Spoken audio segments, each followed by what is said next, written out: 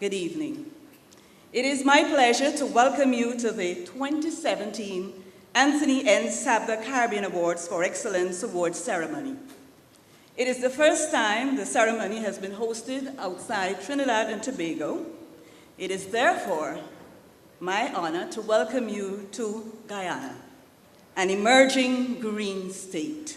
I now give you Sir Sridhar Ramaphosa, Chairman of the Awards Regional Eminent Persons Selection Panel, who will deliver our welcome remarks. Sir Sridhar needs little introduction in Guyana. He's a Guyanese barrister, public servant and internationalist, former Chancellor Emeritus of the University of the West Indies, the University of Guyana, and the University of Warwick in the United Kingdom. He is a regional statesman. Ladies and gentlemen, I give you Sir Sridhar Ramaphosa. I welcome you all as fellow members of the Caribbean community. And to those friends who are not, a very special welcome for your fellowship with us.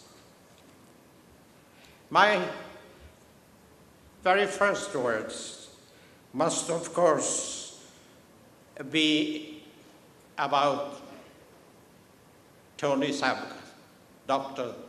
Anthony N. Sabga.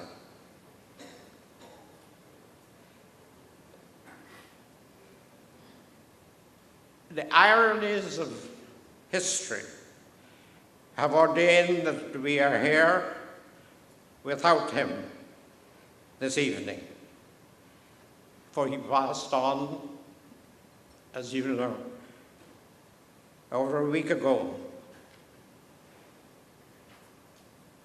It had been his wish that these 2017 awards should be held in Guyana. Anthony Sabga was not only a great businessman of Trinidad, he was an illustrious son of the Caribbean.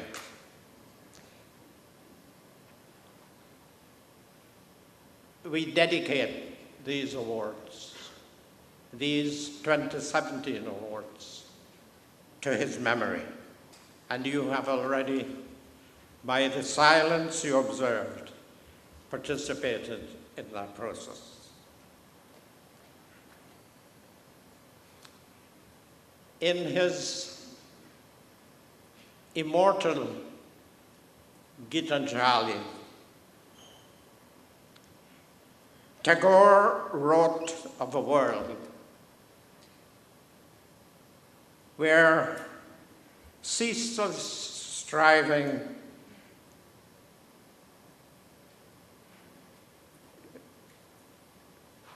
ever stretches forward. It was a world where the mind is without fear and the head is held high. That is the world of excellence. This is already the 9th time that we have done so. But tonight is a rather special occasion.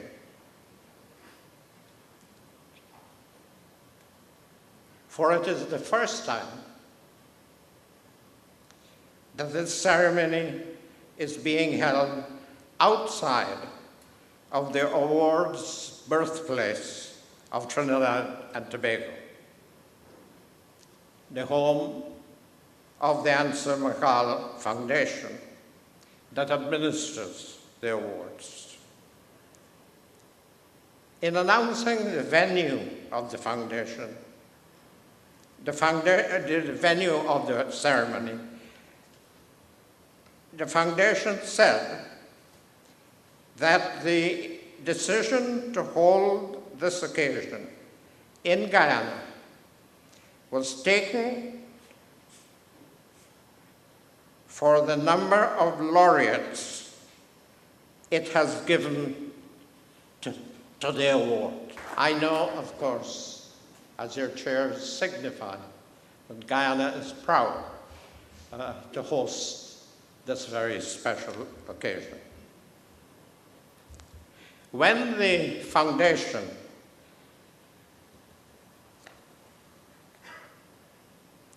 inspired and headed by the late Anthony Sabga, launched the awards in 2005, it represented a kind of coming of age of the region.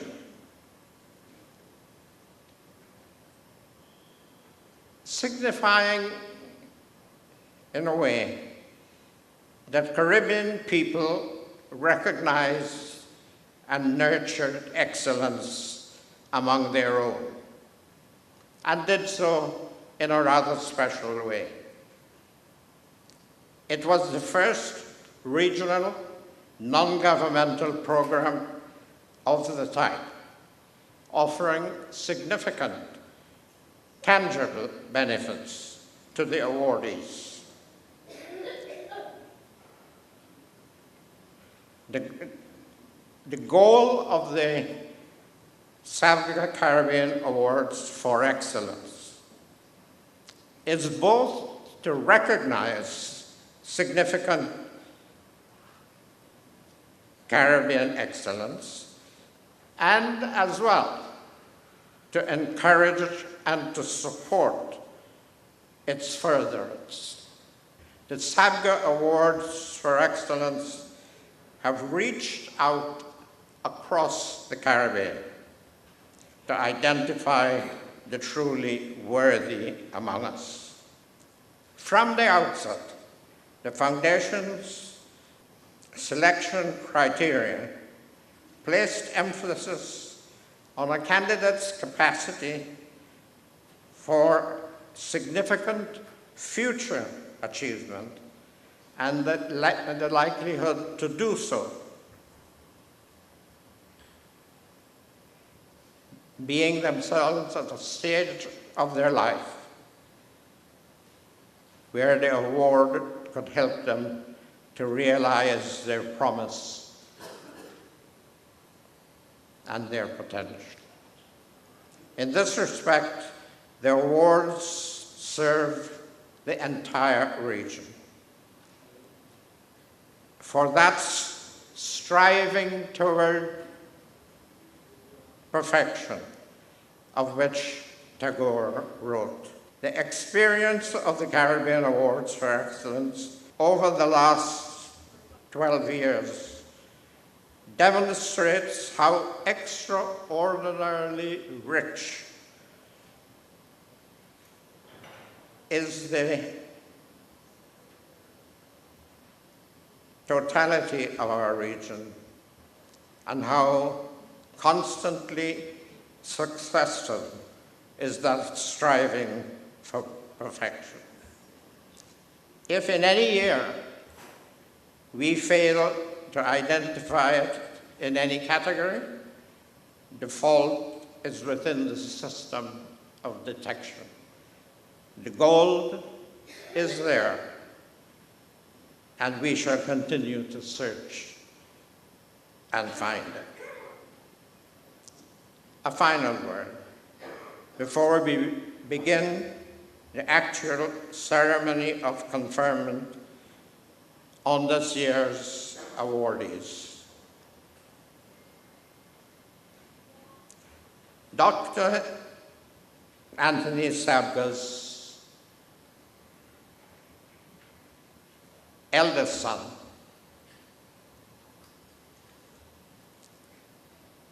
himself, in his own right, and not merely by succession, is a respected member of the business community of Trinidad and Tobago, and one whose personal management and Caribbean commitment, together, of course, with the generosity of the Anson McCall Group of companies, has made these awards possible. they are themselves together. An act of corporate excellence. And for that, we honor them and wish it to serve as a model for the rest of our Caribbean region. Thank you very much. I now invite Ansel Caribbean Awards 2010 laureate in public and civic contributions and Vice President of the Cooperative Republic of Guyana, the Honorable Sidney Alcock, to address you. Thank you so very much, Madam Chair. I bring to you greetings from the communities of the hinterland of Guyana. I've been able to achieve this award in 2010, as you heard. I benefited immensely from the countless opportunities which presented themselves following that recognition. This award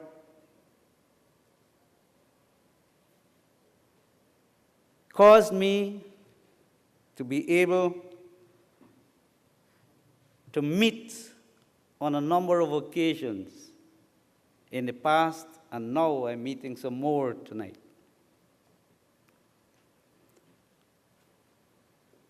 Persons who had the willingness to give support to ideas that would be able to have us creating more opportunities for jobs and other recognition. I met people like Annette Arjun, Mr. Suresh Narayan, and a number of others who also were awarded in their areas of expertise. And I would like to use this example of how things could work if we really want it to work. And I'd like to use this example. Tonight, you would be given a little gift that we call the Rupununi essence. This was one good example of identifying the product, identifying the natural resources as a means of economic growth. But it's not only to identify that natural resource, but it's how you bring it to the market, how you use the science to develop a product, how you use the media, or how you use information for marketing, and how you use persons who understand the business to mobilize and to promote. And this is what I found with the team that I'm talking about. And this, I've not been able to meet every one of the laureates, but here is where we had 4 persons working. One to promote a video to show how this thing works, to put it on to a bigger audience. We had the scientist, who is Mr. Suresh Narayan, who found the right balance and the values, researched the values. And this is the crabwood oil. It's a tree that you could go every year to collect the seed without destroying that tree, and you benefit from that tree without destroying it. It's from the lemongrass oil. You plant more lemongrass, you get more oil. From the coconut tree, the oil, it's just how you blend it. And that was something that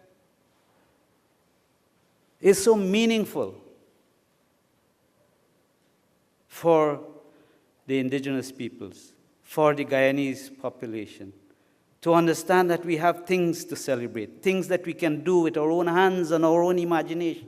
There are things out there, we just have to be looking for them. And here is where this wonderful experience of the award has brought us together and is continuing to grow. Because life, this is what life means. And I'm so proud that I could say that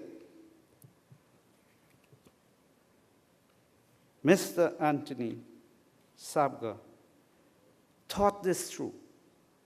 He was given that inspiration. And to be coming to Guyana, I think he knew what we had even before us. I would like to take this opportunity to congratulate all the recipients of the award from the inception, and in particular, the ladies and gentlemen, or gentlemen, who will today receive their award. This is the best and most fitting tribute to the founder and funder of this prestigious award. May his soul rest in peace and rise in glory. Thank you very much.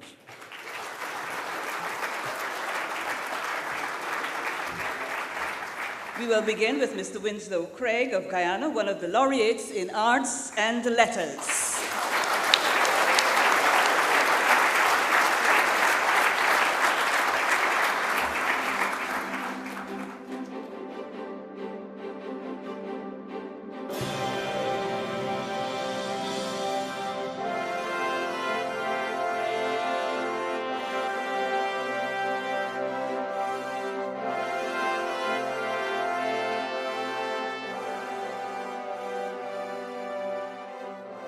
The romantic myth of the artist born gifted by the gods is as old as the Greek myth. But there is some truth to it, as such artists appear in the unlikeliest places, like the Guyanese interior.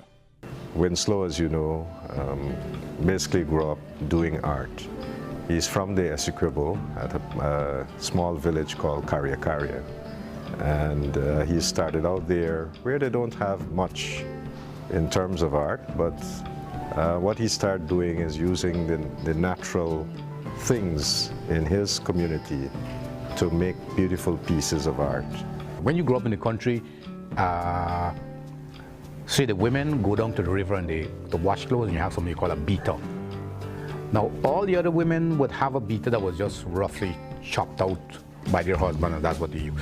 But my mother, she always had a beater, which was the envy of everybody, because my father carved it out with shapes of diamonds and hearts and inserts of red dukalibali and purple heart and yellow silver bali. So it was actually a work of art. His talent was recognized early. He was awarded a scholarship to the Burroughs School of Art in Georgetown, where he was exposed early on to working artists. He explored the themes of nature, spirituality, and Guyanese and Caribbean life. Everything that happened around me became, sort of influenced what was happening with me. It's like global situation, our political situation and social environment. Everything sort of fueled my thinking, and my imagination just took it and wove it into creative things. Winslow was able to achieve a lot of unbelievable things that much artists have never thought of, especially in terms of their realistic form. As his education continued with a scholarship to New Zealand, his range of interests and repertoire also grew. And when he went to New Zealand, he interacted with the Maori people. And if you look at Winslow and you look at the Maori, they look very much the same. Their facial kind of thing. And I think he kind of connected there, and the people connected with him and merged into his philosophy, his background, the themes and so that he's doing. And something new happened. When you look at an artistic piece, you just don't want to say it's beautiful. You want it to inspire you, to get you to think. And his work has that quality in it. Craig's work continues to evolve, and as his reputation grows and more people are exposed to his imagination-expanding pieces, it pushes further his own limits. This includes a movement into an ecologically sensitive art practice. There's a call from the president of this country, not only the president, even the previous president, they're saying that we should go green. And the green concept has nothing to do with color. It has to do with recycling, and those kind of things. And this is exactly what Craig is doing. And then he's come up with a new technique called sawdo, which is really, here we have a lot of byproducts of wood. So for example, this sawdust from the wood, it usually go to waste. And what he has done is to use that byproduct, if you like, and with the addition of glues, have been able to fashion that into sculpture. So a number of things are happening there. Something that would have gone to waste, he is now making beautiful products out of it, beautiful sculptures out of it. For all his achievement, Craig's work has a long way to travel to reach even his own people in the region. No artist can exist in a vacuum. We need opportunities to go out, to see art, and so Winslow got the opportunity. And I think Winslow has reached a stage in his life where he needs to continue going out, but this time not only to learn, which he's going to do, but also to share what he has. For these reasons, Winslow Craig has been named the Anthony N. Sabga Caribbean Awards for Excellence Laureate in Arts and Letters for 2017.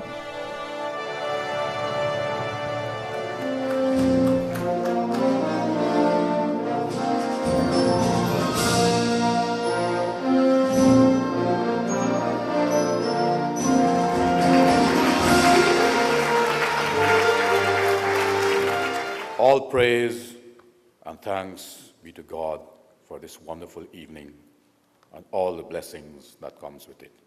Good evening, all. When I embarked on my artistic journey as a sculptor, it was not because I expected to be honored or to be rewarded for the work that I did, but rather recognizing that my talent was a divine blessing from God. I could do no less than honor him by giving thanks and striving to do the very best that I could do and to be the very best that I can be every day of my life as a sculptor. It was never my objective to please anyone, but rather to allow creativity to flow with freedom into sculptural forms that reflected the very best of my artistic gift, and to share this gift with one and all.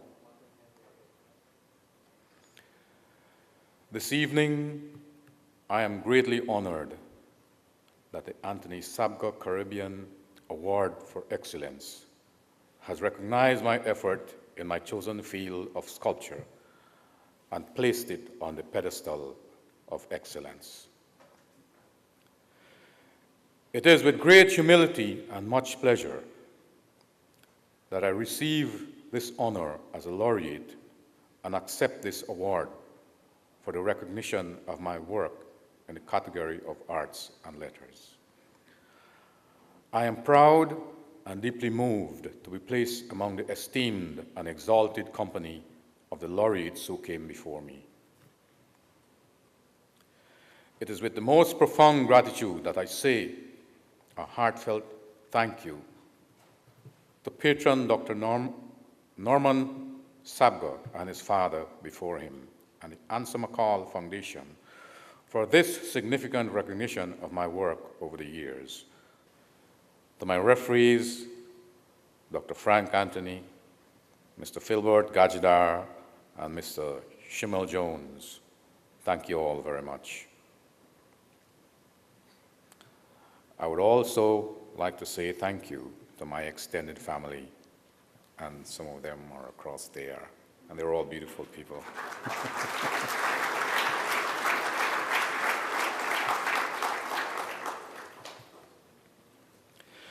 Especially my dear old mother and my now 4 years departed father, whose latent talent for carving blossomed in me as a sculptor. My 3 wonderful sisters, Deborah, Lola, and Barbara, and my 2 brothers, Henry and Stephen, who has throughout the years supported me in kind and in coin.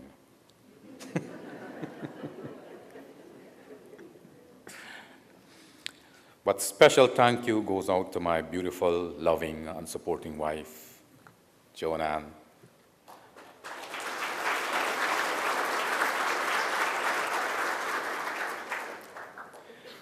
And our 3 handsome sons,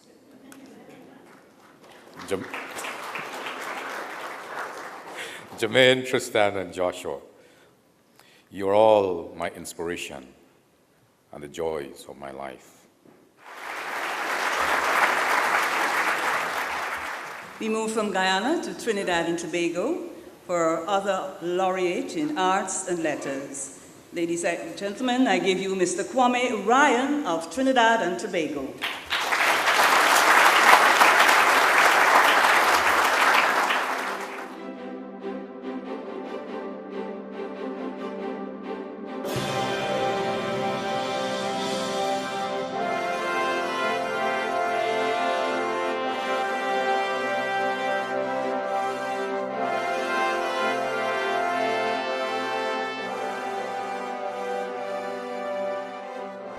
Kwame Ryan grew up in Trinidad in the 1970s amidst an active cultural movement of which his mother, Joya Gomez, was a part. My mom, Joya Gomez, Joy Ryan at the time, was an actress, and so I spent a lot of my childhood watching rehearsals in the Little Carib and in Trinidad Tent Theatre, and certainly developed a love of the performing arts, and music in particular was something that was always in my family home in one form or another. So his desire to make music his career was not surprising. But the scope was limited in Trinidad, and by age 12, he had reached the local limit. Yeah, I went as far as I could in the Trinidad school system, and then at some point I needed to go away. He went to the Oakham School in England, and then to Gonville Caius College, Cambridge, and the Tübingen University in Germany. His talent was recognized early on, and he earned a place in the National Youth Orchestra of Great Britain. Even in an environment of highly talented individuals, Ryan's path was accelerated by force of ability. In his 30s, he became the musical director of the city of Freiburg in Germany. Before I came to UTT, I was a professional musician working in London and across the UK and Europe. I've known of Kwame Ryan for many years by reputation. Maestro Kwame Ryan, as we would call him in Europe, is somebody who reached the highest levels of his profession. He's highly respected and highly regarded internationally. In 2007, became director of the National Orchestra of Bordeaux, France, and later the National Youth Orchestra of France. He was honored by the government of France for his work. But mentoring young musicians led him to think about the musicians in Trinidad and Tobago who would not have access to the opportunities that he had. I thought, here I am, having done this service for the nation of France, having mentored the musical youth elite of France. I wonder whether I could do something or something similar for the musical youth of Trinidad. And in 2012, I was invited by the Heroes Foundation to design and pilot a music mentorship program in partnership with UTT. The invitation from the Heroes Foundation led to a concert in Trinidad in 2012, which brought local and international musicians together. The program involved the collaboration of a number of musicians from my orchestra in Bordeaux with the faculty at the Academy for the Performing Arts. He later wrote to the University of Trinidad and Tobago proposing a program similar to the one in 2012. In 2013, he was appointed assistant professor at UTT and is now director of the Academy for Performing Arts. Professor Ryan really brings an element of versatility to the Academy that is across genres and across instrumentation, as well as having an international reputation as a conductor in so many different types of music. Instead of people working in silos, he's able to kind of break down those walls and get people to work together. The people who are really making a living at this stuff are actually doing things that are experimental. So you have to start to learn to break down those walls, really, at a student level before you can do it professionally. He's initiated such projects as Youth Music Exchange, which has provided opportunities for young musicians to go on exchange, have exchanges with their international counterparts, to have exposure and opportunity overseas. Trinidad and Tobago's musical attention has been focused on the steel pan, but Ryan feels the country has not exhausted its musical potential. Right now at the Academy we see the highest level of music making within the pan studio. That's entirely natural. It's the national instrument of Trinidad and Tobago. Our goal in the music department of the Academy is to see other instrumental areas and families achieve at the level of the pan studio. As the director of the Academy for the Performing Arts, he has a vision which will really bring professional enhancements to the training of these young musicians and performing artists in general.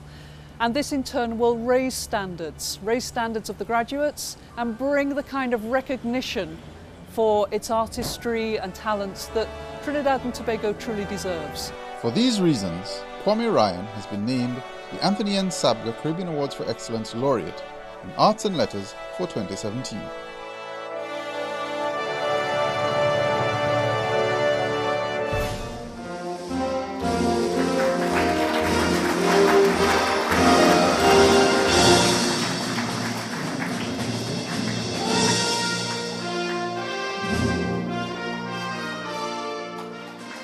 People often ask me what it is exactly that an orchestral conductor does. What, they ask, are those strange patterns traced through the air?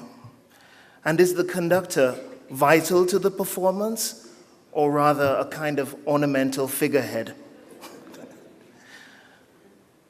Most of all, they are fascinated by the stick and want to understand its seemingly magical properties. The scoop is as follows. The patterns are a code. The stick is an accessory. But the conductor himself is not dispensable because he or she is the source of the overarching idea that, moment for moment, makes 80 to 100 individual musicians into an orchestra in the first place. You see, in essence, conducting is the art of bringing diverse people with diverse talents and ideas together in the surface of one common idea. This means not micromanaging, but rather inspiring and encouraging the musicians, interweaving their unique qualities into a whole greater than the sum of its parts. In the space thereby created, they hear each other, discover what their lines have in common, but also what makes them different. And they then occupy one stage from which they represent their common idea, be it composed of unison or counterpoint, contrast or connection. From the moment I arrived in Guyana and started meeting my fellow laureates, I was struck by the unmistakable familiarity of the experience I was having, but could not quite put my finger on it. Then this morning it dawned on me. I have become a player in a new ensemble. Just think, my fellow laureates and I are indeed diverse individuals of diverse talent brought together to represent an idea. To be sure, we all play very different instruments, but in the course of just 24 hours, I have found myself by turns inspired, challenged, affirmed, and engaged by each and every one of them. Each of us follows his or her own line, but as we entered into this process, we became aware of the lines being followed by the others, and now have the opportunity to learn and transform as parts of a greater whole. I regret that I will not have the opportunity to meet the great conductor after whom these awards have been named, and to whose vision for the identification and nurturing of Caribbean excellence I hope to make a meaningful contribution in music and the other performing arts. I am, however, aware that the truly great conductors influence not only by their physical presence, but also by their ethos, which endures and remains enshrined in the institutions they have led. Thank you, and good evening. And now from Trinidad and Tobago, we move to the Isle of Spice, Grenada, and welcome Miss Shadell Nayak Compton, the laureate in entrepreneurship.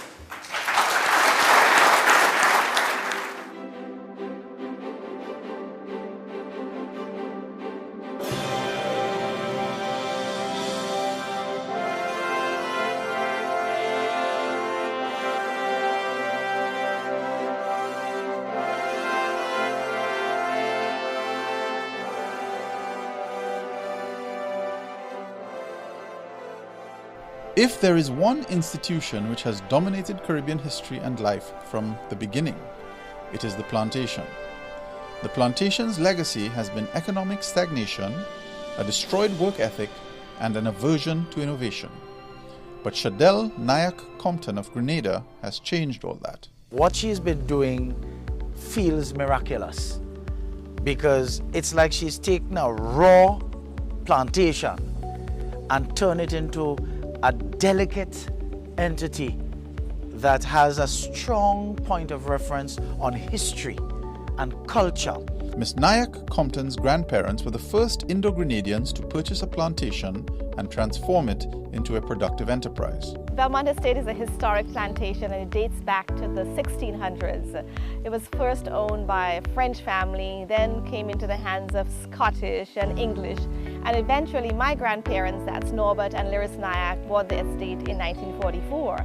Norbert Nayak died in 1969, and after his passing, I had seen, over the years, the estate move from being profitable and productive and, a very lucrative business to one that became very unproductive and that declined tremendously after my grandfather's death.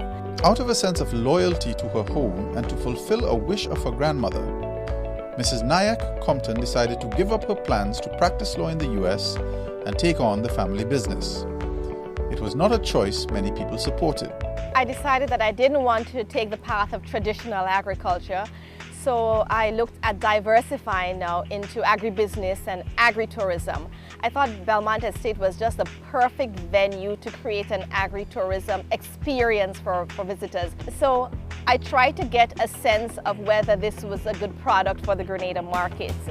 And unfortunately, I didn't get good reception, not from the financiers, not from people in tourism and agriculture. When she shared with me her vision about going into this venture, I myself warned her or cautioned her that it may in fact not be successful. Obviously, she's proven me wrong.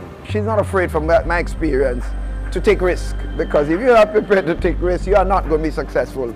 Shadell is a wonderful example of what can be done with a little bit of imagination, a little bit of drive, a little bit of vision. She launched the new Belmont in 2002 and all was going well. Unfortunately, nature intervened and Belmont was leveled by not one but two hurricanes, Ivan in 2004 and Emily in 2005.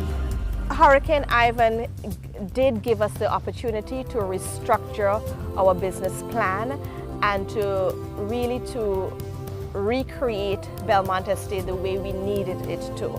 The renewed estate has seen a steady increase in visitors, growth in production, and has plans to branch into production of its own brand of organic chocolate. We would be the single source from the tree to the bar in terms of chocolate, and it's going to be organic chocolate. Belmont is certified as an organic farm by the organic certifiers Ceres from Germany. This certification is done every year. In addition to running a successful business in terms of the balance sheet, her successes go further, to the enriching of the environment and the human capital. She has community outreach activities which have really nothing to do with the operation of Belmont, but which are guided towards the development of the community. Belmont has in fact revived what used to be an economically depressed area. Now, Belmont is situated in St. Patrick's, and the last poverty survey that was done, St. Patrick's had the highest level of poverty. But she created employment that was significant for her area, her immediate area in St. Patrick's. And out of that, for example, came a cooperative, which is still existing and reasonably successful. Sometimes we're in business, our eyes focus on just the money, and we forget the people. Some of the happiest workers you will find in the country is at that estate, at that institution. And that's a clear demonstration of the quality of the person. And this is the sign of the truly gifted entrepreneur, one who is able to serve the community in which her business operates and provide avenues for the future. Shadel is a person that young people would call to find out, how did you do this? Tell me, because we are thinking of a business now. And yes, it is totally different from what you are doing, but business is business. So how do you do it? Another aspect of it is your willingness to serve. You can't ask her to do anything for the country. Whether it's standing on boards, whether it's representing the country in any area, she will be there. For these reasons, Shadel Nayak Compton of Grenada is the Anthony N. Sabga Caribbean Awards for Excellence Laureate in Entrepreneurship for 2017.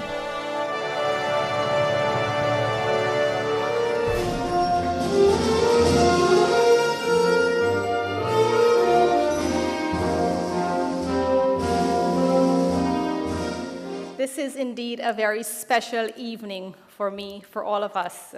It feels like the Oscars, and I will accept this as Grenada's Oscar tonight. It is really great to be here in Guyana. We have had the best hospitality here. When my journey with Belmont Estate began, I never envisioned that it would have blossomed into the business it has today, contributing to the developmental goals of Grenada and impacting the many lives that it has. Being nominated has been the catalyst for deep introspection on my behalf, and the underlying theme has been gratitude. I am deeply grateful to God for my mom, who is sitting here at the front. I am everything that I am today because of you. Thank you for your unflinching support. I'm also grateful for the tremendous support of all my family and friends, represented today by Dr. Decima Williams, Justice Shiraz Aziz, and Dr. Barry Aziz.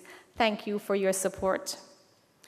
My team of about 100 loyal staff at Belmont Estate have stuck with me through thick and thin. They have sacrificed, they have believed in me. When we started, we were about 10, and they had to see this dream and vision through my eyes. Back then, Belmont Estate was undeveloped. They had to see my vision of tourists driving an hour from St. George's to come and visit this authentic plantation experience when all they could see was Belmont full of bush, and the only visitors that we had to Belmont Estate then were sandflies. But they still believed. They stood with me through hurricanes, and some devastating personal tragedies. They too are my family. Belmont Estate belongs to them. I'd like to recognize several of the team that are here with me today: Phoebe, Jillian, Patrina, Alicia, Rochelle, and Dwayne. I must say thanks also to all our stakeholders, partners, and customers who have helped to take Belmont to where it is today. Thank you. I am also grateful that I live in a country that provides an enabling environment for me as a woman to establish a business and to see it grow, and for our government's strong policy position towards supporting business development in the areas of agribusiness, agritourism, and value-added manufacturing. As the OECS candidate with St. Vincent origins and strong St. Lucia ties, I also pay homage to the OECS, and in particular because of the significant contribution that St. Lucia has made to my life. Delivering excellence at Belmont Estate has required me on many occasions to step outside of my comfort zone and to define my own route to my destination. And sometimes success was only possible because of my dogged determination. This is not a journey for the faint at heart.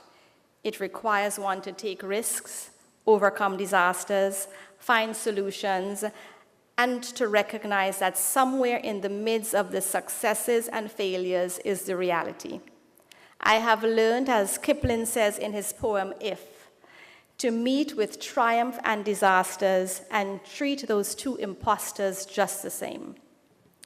As a Caribbean entrepreneur, I would like to encourage women and young people to pursue careers in agribusiness and agritourism.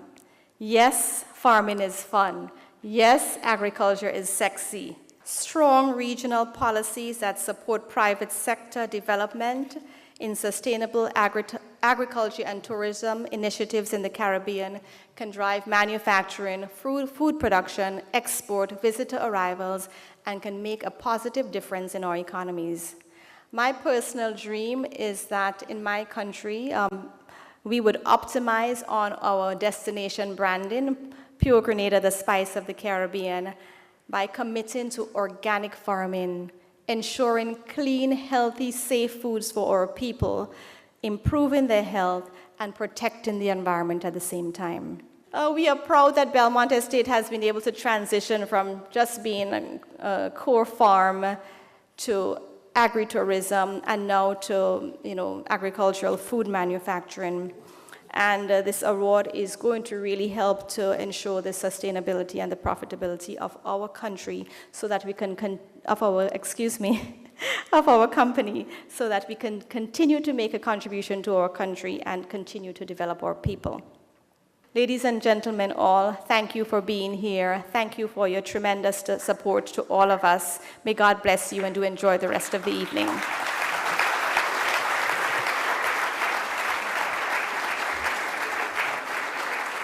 And it's my pleasure to introduce Dr. Christopher Arif Bulkan, who will receive the Public and Civic Contributions Award.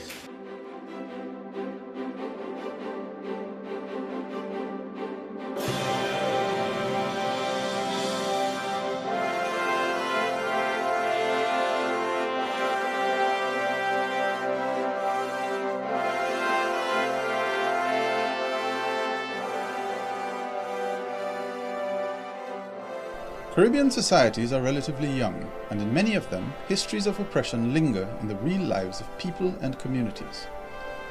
Constitutional attorney and academic Dr. Arif Bulkan has offered himself as an advocate on behalf of two of the most marginalized of these communities, the indigenous peoples and the LGBT community.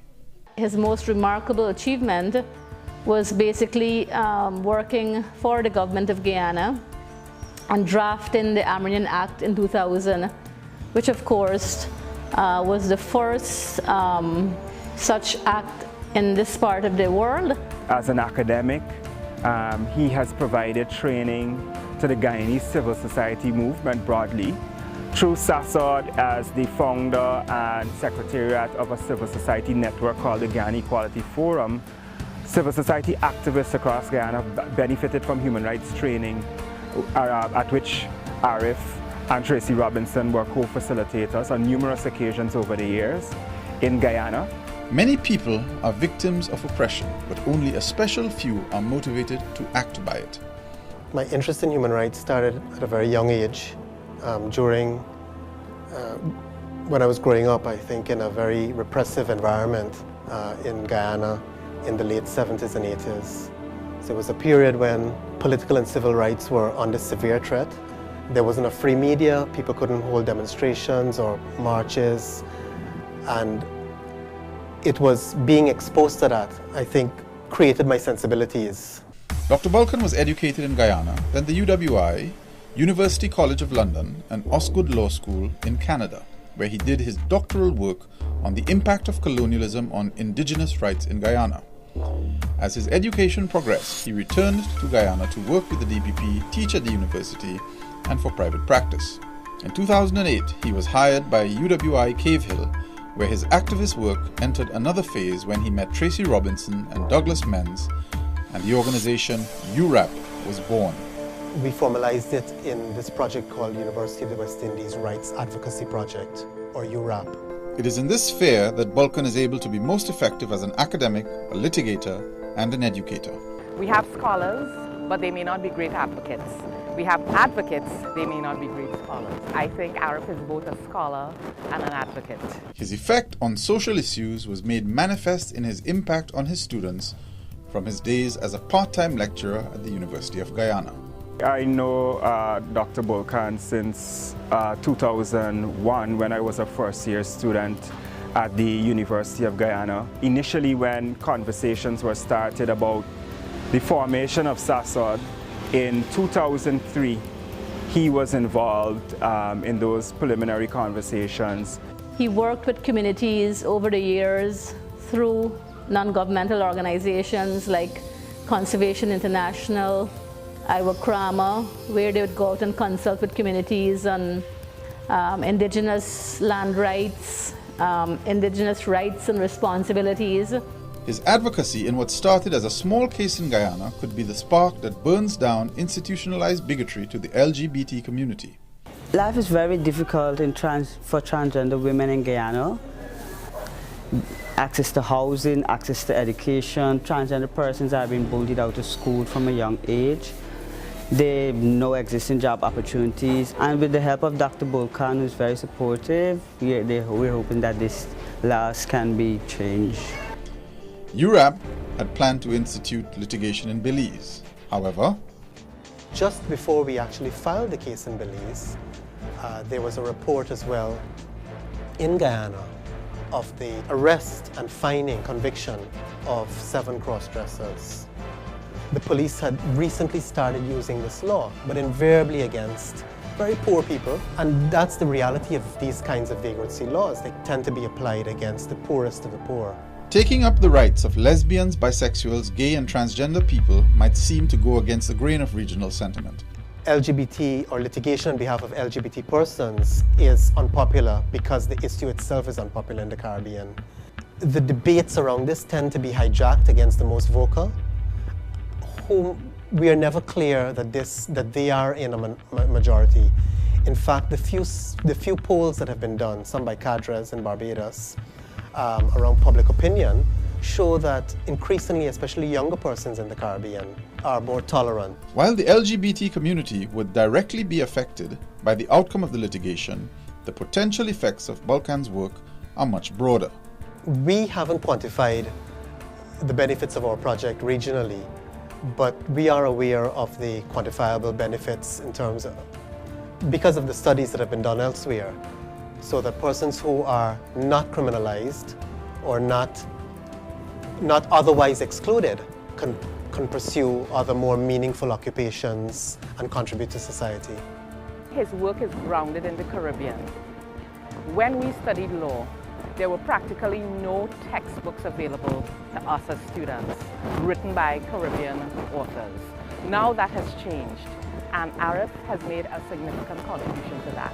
For these reasons, Dr. Christopher Arif Bulkin has been named the Anthony N. Sabga Caribbean Awards for Excellence Laureate in Public and Civic Contributions for 2017.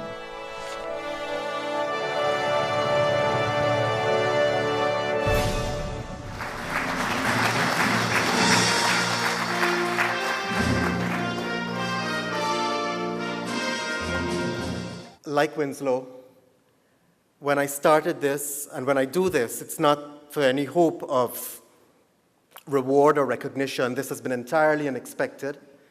Like Shadell, I wanted to drop out myself and would not have, and would have, but for the persistence, the relentless persistence of Roxana, the Guyana researcher. Roxana, thank you very much. I don't see you, but I wasn't being intentionally difficult. It's just that the label excellence seems very far removed from what I do. But thank you. And as well, my own feelings of being singled out when what I do is so very collaborative. As you've seen from the vignette, much of my work is collaborative and in association with my wonderful colleagues at the UWI and elsewhere, here in Guyana as well, and elsewhere in the Caribbean. The University of the West Indies Rights Advocacy Project, or URAP as we call it, has been a very collaborative exercise and undertaking. And I must mention, at the heart and soul of URAP is my colleague at UWI Mona, Tracy Robinson.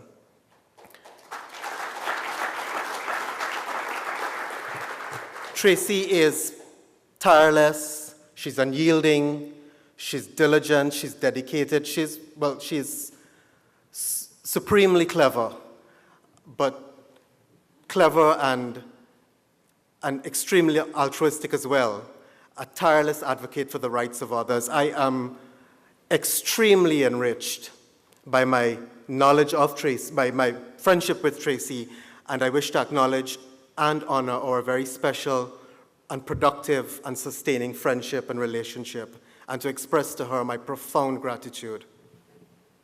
I know you've seen a bit about URAP, but just to give you a bit of an update as to what the kinds of things that URAP does. Ambitiously, we aim to promote human rights, equality, and social justice in the Caribbean. A big task, but we aim to do that slowly, incrementally, ploddingly, through strategic litigation, research, advocacy, capacity building, teaching, and public education. As you've seen, we've initiated 2 cases in the Caribbean, one in Belize and one in Guyana, that seek to dismantle colonial-era laws that criminalize particularly members of the LGBT community. But what we've been doing since then, those cases were filed a long time ago, and they're still wending their way through the court systems of Belize and Guyana. But what we've been doing since then includes as well research and multidisciplinary research as well, which is something that our legal education has sort of ignored. It's always been black letter law. What is the law? And what we've tried to move into in terms of our research and the research we sponsor is how law relates to society, the impact and effect of laws. And so with that multidisciplinary research, hoping to influence policy and laws for the better, we aim as well, as far as possible, to provide opportunities for students to engage in real-time cases, to put into practice what they learn in the classroom, an experience that for them, they tell us, is very enriching. And just quickly, we've recently, last year, formed a collaboration with the Caribbean Vulnerable Communities, which is a coalition, an NGO human rights organization in the Caribbean based in Jamaica, but which has just recently gotten some funding from the Global Fund on a 3-year project to strengthen. Our role is to undertake a series of activities to strengthen the capacity of regional lawyers to provide pro bono services and strategic litigation assistance for a series of vulnerable populations in the Caribbean, particularly in seven territories, including the Dominican Republic. Just to give you an idea of the communities that we work with for this project, they include at-risk youth, migrant workers, LGBT persons, drug users, sex workers, and trans persons. And as I said, it's in seven countries. So URAP's work is beyond LGBT or trans or one particular community, and it's also not centered in one country, but fairly regional, and embracing multiple forms of strategies or interventions, and targets in particular some of the most marginalized and stigmatized communities. As we see it, for them, it's very difficult for them to speak for themselves, and because of the prejudice and stigma, advocates on their behalf are very hard to come by, and this is the responsibility that we feel to speak for others who can't speak for themselves. Having said all of that, in no way do I feel that anything that I do is excellent or special or unique. I know that there are many who work tirelessly, quietly, and what I do, I am acutely conscious, pales in comparison to the tremendous advantages and benefits that I have been blessed with, not the least of which is an extremely supportive community of friends and family, colleagues, teachers, and co-workers. A lot of people can legitimately and justifiably claim to have played a part in my support and nurturing and growth. And while it's impossible for me to mention everyone, I would like to single out a few. First and foremost, my mom.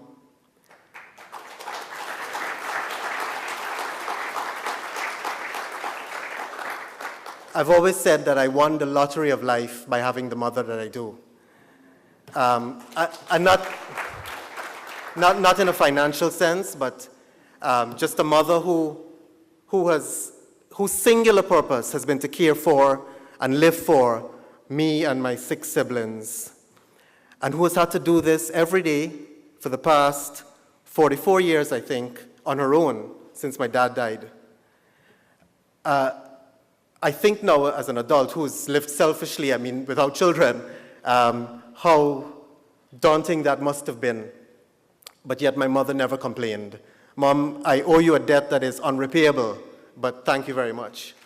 I thank you, Auntie May, coming from so far to be with me. I do appreciate that. Joelle, who's been unfailingly supportive to me for all of these years. I know you think that I don't notice, but I do, and I thank you. And finally, my colleagues. I see Nigel here. I don't know if Gino's here. But two of them who have been, among many others, but here in Guyana, who have been unfailingly supportive in our litigation and in some of our other work. But more than anything else, I mean, Tracy and Alisa Trotz. Tracy and Alisa, who are like my 2 bosses, who give me instructions every day, but who make me a more diligent and more ethical human being. So to all of you, thank you very much. More than the monetary dimension, what I am particularly appreciative for is what this award represents. And what I mean is that while many of us can jump on the train of equality, if it's indigenous peoples, if it's cancer, if it's any of the causes that we might have heard today, URAP works with some of society's most marginalized, most stigmatized, most looked down upon, most excluded. And in fact, that was one of the reasons that someone said to me, oh, you couldn't get this award because the work you do is so on the edge. I think the enlightenment, I don't know if it's bravery or the vision of the panel in choosing me and my work, for me, is a rejection of the prejudice that those communities face, and that is the most meaningful thing to me. This award is enormously encouraging, and once again, I close in thanking all, past and present, who have made this possible. To all the laureates, we say thank you very much. May I ask you to join in a round of applause for our 4 laureates. As if not all of you might know, the founder and the patron of these awards, Dr. Anthony N. Sabga, passed away on the 3rd of May and was buried in Trinidad and Tobago earlier this week. I now invite his son, Dr. A. Norman Sabga, the chairman and chief executive of the Ansa McCall Group, to address you on the life of Dr. Anthony N. Sabga. I'm honored to be with you this evening to speak on behalf of Dr. Anthony N. Sabga, who passed away on May 3rd. While these awards have lost its first patron, it has not lost its purpose nor its resolve. I'm therefore very proud to stand before you this evening and declare that the Anthony N. Sabga Awards for Excellence program will continue, and the ANSA Foundation will continue to support and reward excellence throughout our regions for many years to come.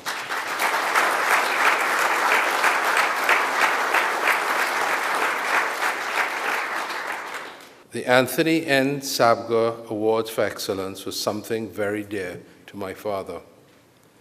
Excellence was a trait that he perpetuated throughout his life. It was visible in the way he thought, in the way he acted, and the manner in which he inspired. The Anthony N. Sabga Caribbean Awards for Excellence represents to Dr. Sabga an ideal to inspire our Caribbean people to dream big and to challenge themselves constantly to be not just champions of local causes, but to see past our shores and region and to think on a global scale to be truly excellent. Since its inception of these awards in 2005, the awards program has evolved and the recognition of the actual awards have grown. This takes a significant amount of effort, and I'd like to take this opportunity to thank the committees who make these awards a reality. I salute the laureates for being awarded this evening. You've made the Caribbean proud, and it is our honor to recognize your contribution to the region. In keeping with Dr. Sabga's legacy, we will continue to inspire great thinking and great efforts and great works, and will continue to be inspired by what we, the Caribbean people, are capable of. Congratulations.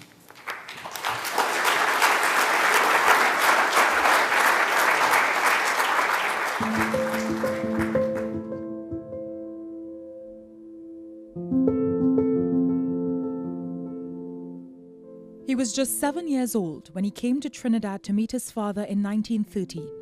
His first days at school were difficult ones. Later in his life, he admitted to feeling alone, not knowing the language of this new land. I remember very, very vividly when one of the teachers in Elster Street School came and sat down next to me and put his arm around me, comforted me.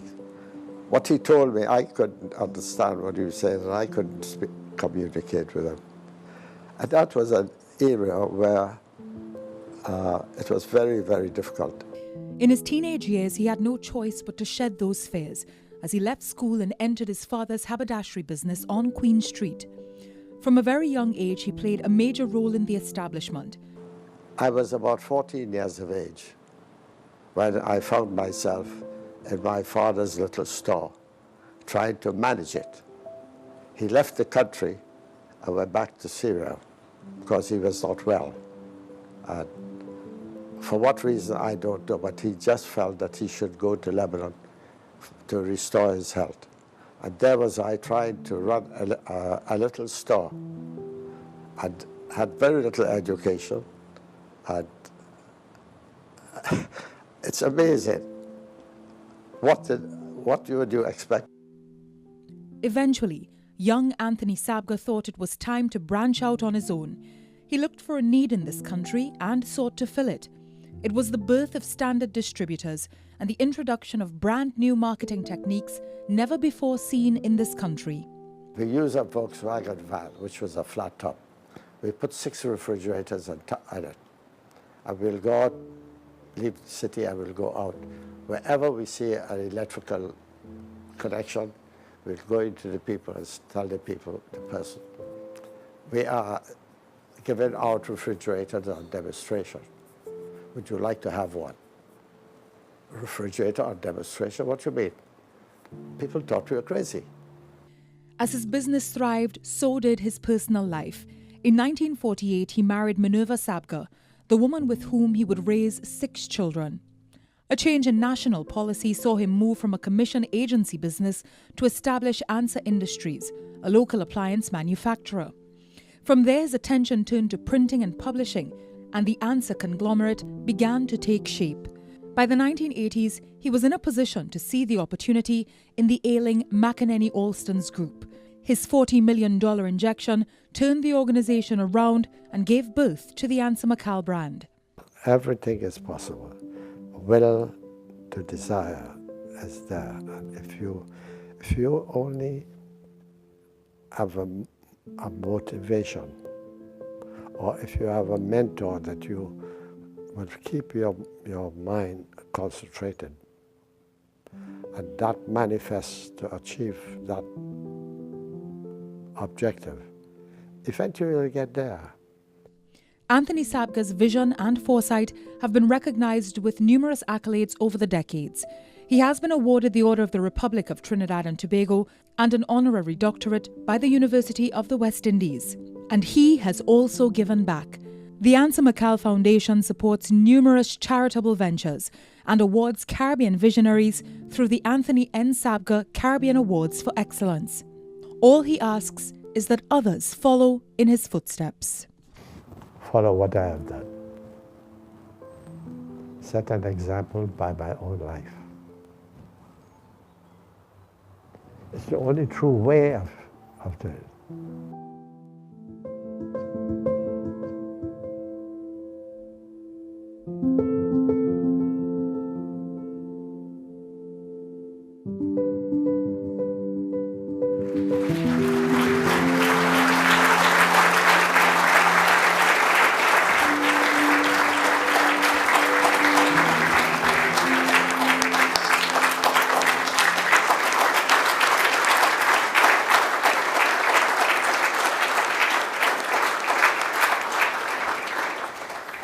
Indeed, that's the only true way. As we come to the conclusion of the formal part of our ceremony, I invite Ms. Maria Superville-Nielsen, the Secretary of the Answer McCall Foundation and Program Director of these awards. Distinguished ladies and gentlemen, good evening. Organizing a ceremony of this nature could not have been possible without the assistance of many people. On behalf of the directors of the Answer McCall Foundation, and on my own behalf, I wish to thank our Guyanese event planners and communications team, Red Entertainment, the Marriott Hotel and their team who accommodated us, went all out to ensure our comfort, Mrs. Beverly Harper, our Answer McCall country head, and her assistant, Thelma Bullen, thank you.